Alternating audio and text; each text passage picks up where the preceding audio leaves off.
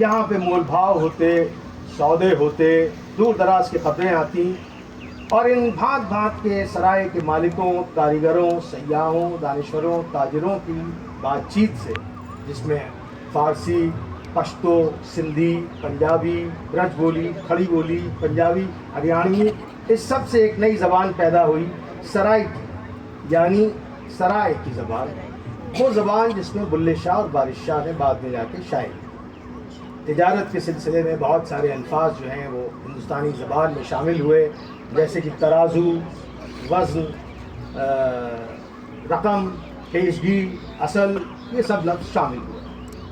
لیکن ان سب تبدیلیوں کے بیچ ایک لہر خاموشی سے پھیل رہی تھی، وہ تھی صوفیوں اور سنتوں کے پیغام کی لہر۔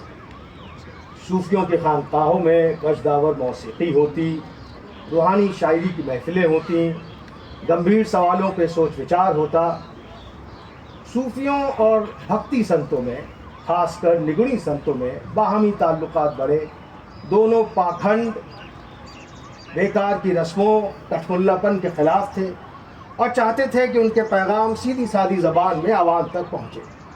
تو اس طرح صوفیوں کی درگاہوں میں اور سنتوں کے اکھاڑوں میں ایک نئی زبان پروان چڑھنے لگی، جس کی بنیاد کھڑی بولی تھی، اور اس زبان نے کھڑی بولی کے ساتھ باقی مقامی زبانیں ترکی، عربی، فارسی سے الفاظ کھلے پن کے ساتھ اپنائے، اور اس زبان کا نام پڑا ہندوی زبان۔ یہ زبان صوفیوں اور سنتوں کو دور دراز تک ان کے پیغام پھیلانے میں کامیاب رہی۔ ہندوستان میں اجمیر میں خواجہ معین الدین چشتی سے جو سلسلہ صوفیوں کا شروع ہوا، وہ ہندوستان کے مقبول ترین سلسلوں میں سے ایک ہوا۔ اسی سلسلے کی ایک کڑی خواجہ نظام الدین اولیاء دلی میں تھے۔ ان کی عقیدت، ان کی انسان دوستی، ان کے چہیتے مرید امیر خسرو نے اپنی شاعری سے امر کر دیا۔ امیر خسرو 7 زبانوں کے عالم تھے۔ انہوں نے ہندوی اور فارسی کی پہلی لغت تیار کی، خالق باری کی، مثنویاں لکھیں، سلطانوں کی تاریخیں لکھیں، اور ہندوستانی موسیقی پہ تحقیق، کچھ پرانے راگوں اور سازوں کو نئی شکل دی، کچھ نئے ساز اور راگ جو ہیں انہوں نے ایجاد کیے کہ شکر مصری ندارم کز عرب گویم سخن، ترک ہندوستانیم من ہندوی گویم چوا۔ اگر عربی بولوں تو اس میں وہ مصری جیسی شیرینی کہاں، میں ہندوستانی ترک ہوں، ہندی ایسے بولتا ہوں جیسے بہتا پانی۔ 1297 میں علاء الدین خلجی نے گجرات پر قبضہ کر لیا۔ 1327 میں محمد بن تغلق اپنی راجدھانی جو ہے وہ دلی سے دیوگری دکن لے گیا۔ تو اس طرح ہندوی گجرات اور دکن پہنچی۔ یہاں کھڑی بولی، برج، ہندوی، ہریانوی نے گجراتی، تیلگو، مراٹھی، کنڑ سے الفاظ لینے شروع کیے، اور دکنی کی گجری اور دکنی شکلیں اٹھی۔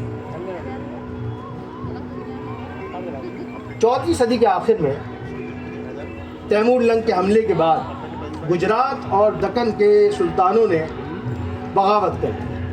گجرات میں احمد شاہی سلطنت اور دکن میں بہونی سلطنت قائم ہوئی، اور ان دونوں سلطنتوں نے مقامی زبانوں کو فروغ دینا شروع کیا۔ فخر الدین نظامی نے 1425 میں مثنوی قدم راؤ لکھی۔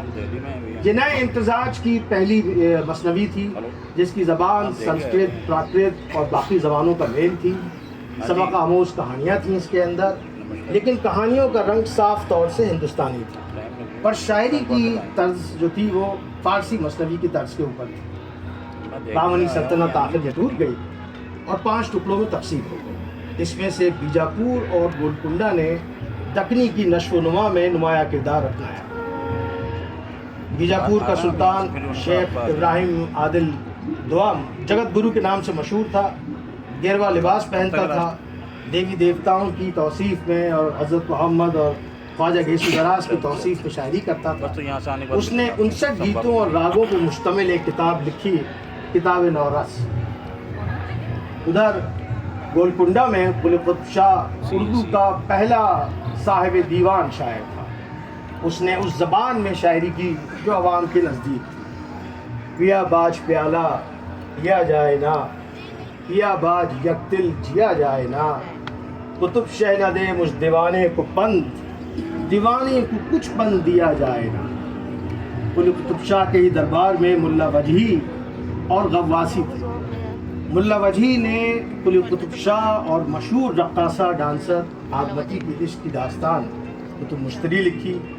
قطب شاہ نے بھاگمتی سے شادی کی، اسے حیدر محل کا نام دیا اور اس کے لیے حیدرآباد کا شہر تعمیر کروایا. ملا وجہی نے اردو کی پہلی کتاب، اردو کی پہلی نثر کتاب سبرس لکھی جو 1653 میں چھپی. غواسی گولکنڈہ قلعے کا محافظ تھا. وہ اس کام سے نفرت کرتا تھا، لیکن اس نے ایک قصیدہ لکھا، سلطان کو پیش کیا، سلطان کو پسند آیا. غواسی پہلے درباری شاعر بنا اور پھر بعد میں گولکنڈہ کا سفیر بیجاپور میں بنا. اس کی لکھی ہوئی مثنوی طوطی نامہ، صفی الملک و بدیع الجمال بعد میں مثنوی لکھنے والوں کے لیے ایک مثال بنتی آئی. لیکن دکنی افق پر 2 ستارے ایسے چمکے جنہوں نے اس لسانی سفر پر چلنے والے راہگیروں کو راہ دکھلائی.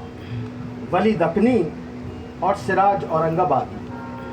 ولی دکنی نے معشوق، میخانہ، ساقی کی گرفت سے نکل کر باقی انسانی مسائلوں کو شاعری کے اندر داخل کیا کہ شیخ یہاں بات تیری پیش نہ جاوے ہرگز، عقل کو چھوڑ کر مت مجلس رندان میں آ، درد مندہ کو بجز درد نہیں سید مراد، اے شہ ملک جنوں غم کے بیابان میں آ. سراج اورنگ آبادی کی شاعری آج بھی اتنی انوکھی ہے جتنی 300 سال پہلے تھی. یہ خبر تحیر عشق سن، نہ جنوں رہا نہ پری رہی، نہ تو رہا نہ تو میں رہا، جو رہی سو بے خبری رہی. چلی سمت غیب سی کیا ہوا کہ چمن ظہور کا چل گیا، مگر ایک شاخ نہال غم جسے دل کہو سو ہری رہی. دیکھیے ایسا ہے